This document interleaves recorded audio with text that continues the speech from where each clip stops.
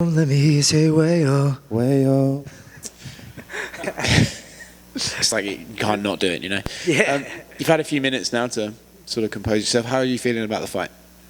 I mean, I feel good. I feel good as far as, like, I fought a smart fight. You know, getting a win is always good. Can I put on way more exciting fights? Yes, but it was more important to get the win right now, coming off a loss, my last fight. So with that said, you know, I'm happy about it. You know, I dominated. I just didn't get to land any big shots, any fan-pleasing shots, I would say. Was that something you were conscious about going into this? Like, look, you know, I want to put on exciting fights, but the victories are what matter the most. So did you know going in that, like, I'm going to take a more grappling approach and just get this victory? Not really. I just, it's one of those things, improvise. You know, I go in there, I feel this guy out. Once I grabbed the hold of him, took him down the first time, I was landing some good ground and pound, and I realized that I had a strength advantage. He wasn't really urgent to get back up to his feet, and I just felt like, hey, just stay active, keep it here, don't let the ref have a reason to stand you up, and just keep going. Were you kind of surprised, especially in the first round, he didn't seem to even really be looking for ways up. He seemed quite happy to just stay down there in guard. Were you surprised by that?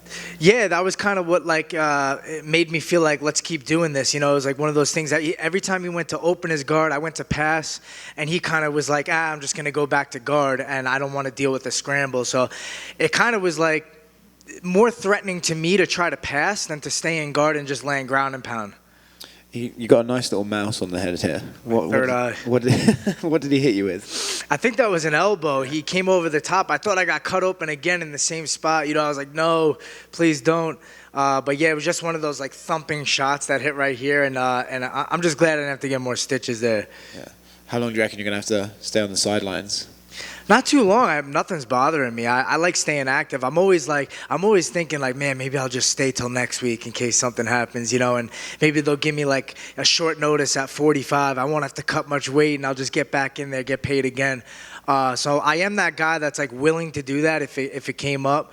But unfortunately, my flight's like 7 a.m. tomorrow, so I'd have to find out real quick. Can't even party. Can't even go out and celebrate. Nah, I mean, I'll stay up. I'll stay up and enjoy it a little bit. Let's say you don't get a short notice fight. Is there anyone in particular that you'd like to get in there against?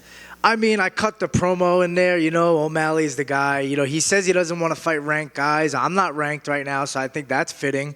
But I do think they'll give him a bunch of options, and he'll pick the easiest one, and hopefully I'm the easiest one in his eyes, you know? Do you kind of get where he's coming from? Like, he said this thing like, oh, I don't want to fight ranked guys if I'm being paid the same. Do you get where he's coming from with that? I get it to an extent, yeah, because I remember when I was a new guy and I fought John Lineker, and I remember thinking, like, what is this savage getting paid? You know, I'm getting paid way less to fight the top guys right now. It's great because it's an opportunity, but you're thinking, like, I'm taking a big risk fighting a guy that, you know, that's really dangerous for the least amount of money possible when I could get a little bit of a more winnable or easier fight to get paid less, you know. So I get where he's coming from with that. But, you know, it's like, don't you want to be a champion? Isn't that the goal, to be the best? So that's the only side of it I don't really get. It's like a balancing act, right?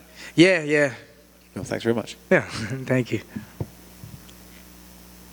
The only one for me is, it's good to see you again. You too. It's been about a year since you got in there and you got that win. What was the most frustrating thing for you in that time away? And if maybe not frustrating, what was the best part that you could use to your advantage in that time away? As far as like time away, Fighting, from when, I guess since the last time you got your loss. I mean, it's been a year, almost a year that you've been away. So, I mean, in that time, you know, how... No, it's been a year since I've been at bantamweight, but I fought in February.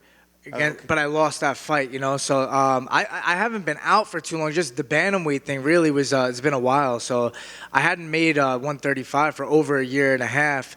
And that was kind of pressing my mind. I was walking around a little bit heavier. I'm getting older, and I was nervous about that, but it all went pretty smooth. You know, I was speaking with a nutritionist, and Ian Larios really helped me out a lot, guide me through the weight cut, and that felt good. But just being back in here, getting a win just feels amazing. You know, losing, it's like the only way to fix a loss is a win. And, you know, it's funny, you know, as we see guys that spend more and more time in here, and as they start getting older, you know, the decisions of where they're going to fight, you know, ultimately always seems to be balanced upon what weight and how easy it is to get in there. You know, are those the sort of things now in your career that are coming into each camp as well? And just as your career goes, I'm sure at one point it was just about, where do I want to go? I want to go for the belt, but now as you get older, you have to start thinking about all these other things off to the side as well. Yeah, you got to be more strategic with things. How you training a little smarter, knowing when to peel back, knowing when to push a little harder, stuff like that. Definitely, keeping the diet on point for a lot longer. Usually for me, it's like I have like a cheat night, like once a week, Saturdays. I'll do whatever. I'll eat some food, but like for this camp, it was like a good 4 or 5 weeks where like I couldn't even do that. I had to just stay strict all the way through, just to maintain, walking around at like 154, 153, and then I usually show up fight week at like 148, and this time I was 150. I was a little heavier, so it was like those things, they're on the back of your mind. Like you don't want to miss weight and lose some money just because that happens. But everything went smooth, thank God, and I think now that just gives me clarity for next time. Congrats on the win. Thanks. Thank you, guys.